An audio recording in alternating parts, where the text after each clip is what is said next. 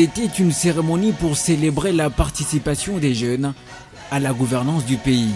Nous croyons disposer, en ces moments particuliers, des raisons suffisantes pour, de prime abord, adresser notre extrême reconnaissance à Dieu, maître des temps et des circonstances. Ensuite, nous exprimons notre parfaite reconnaissance à son Excellence, Monsieur le Président de la République,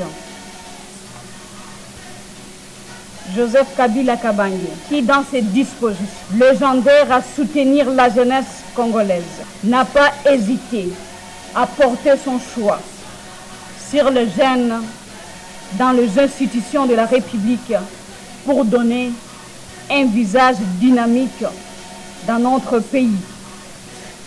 Chers compatriotes, lorsque nous avions appris successivement l'élévation de jeunes, nous avions été interpellés sur le rôle de la jeunesse dans le contexte politique de la révolution de la modernité, de l'émergence et du développement de notre pays.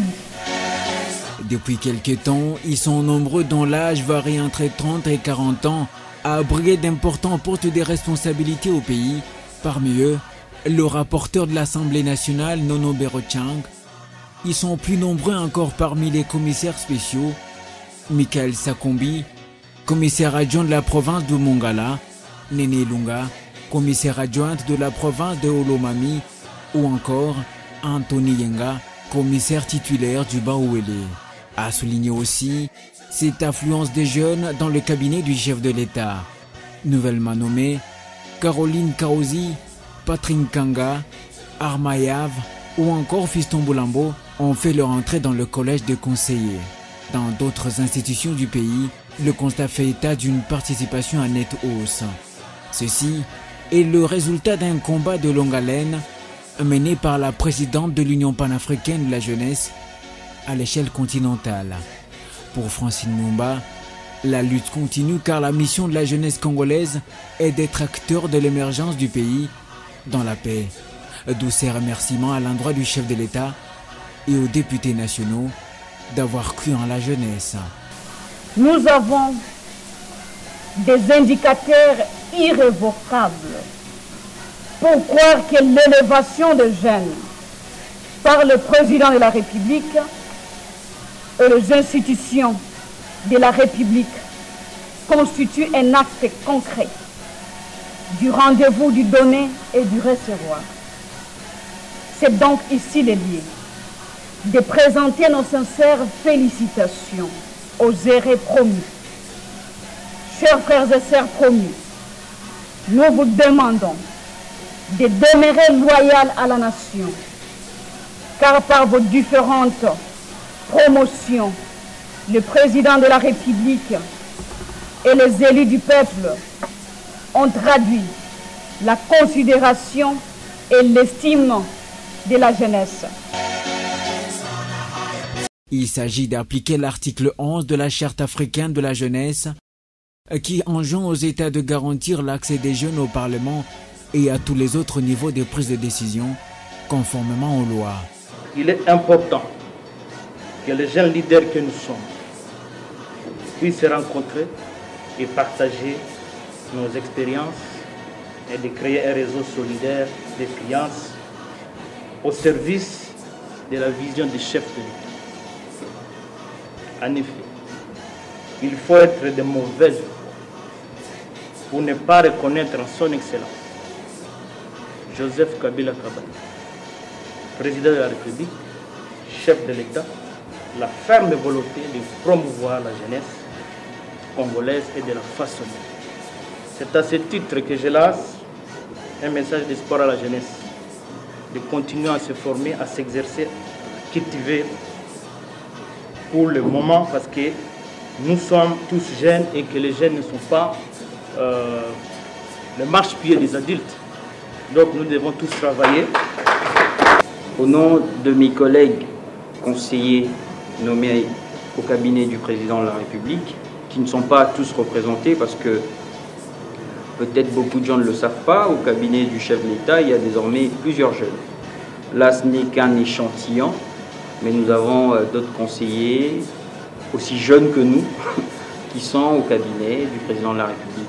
Et cela est une marque indéfectible de reconnaissance que la plus haute autorité du pays a fait à l'égard de la jeunesse. Et nous ne pouvons que lui être reconnaissants et faire un effort pour être à même de rencontrer les besoins qui sont attendus. Nous avons estimé que l'avenir, ce n'est pas demain. Puisque souvent, nous les jeunes, on nous reproche d'être pressés. On vous dit, il faut attendre votre temps, la jeunesse, c'est l'avenir de demain. Non. L'avenir commence quand? Aujourd'hui.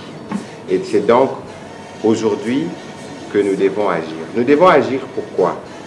Nous devons agir puisque notre pays a besoin de sa tranche majoritaire.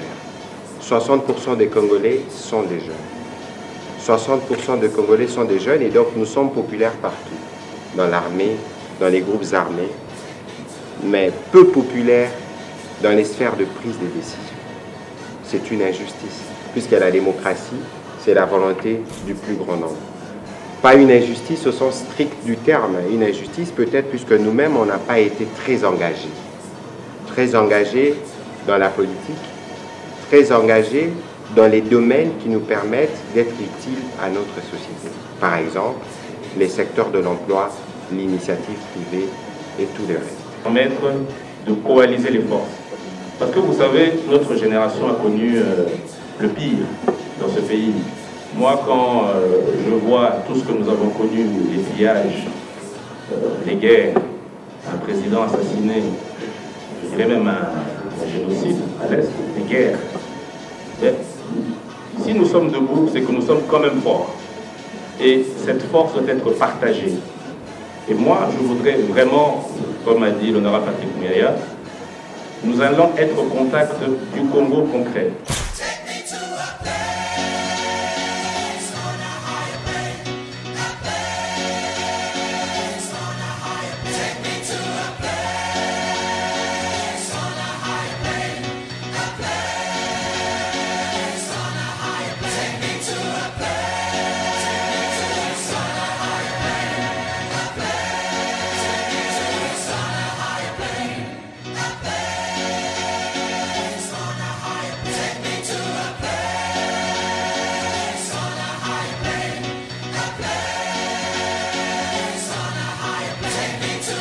Aux jeunes promis, il est donc temps de prouver leurs compétences et leur savoir-faire pour ouvrir les portes aux autres afin de constituer une raison d'espoir pour le pays.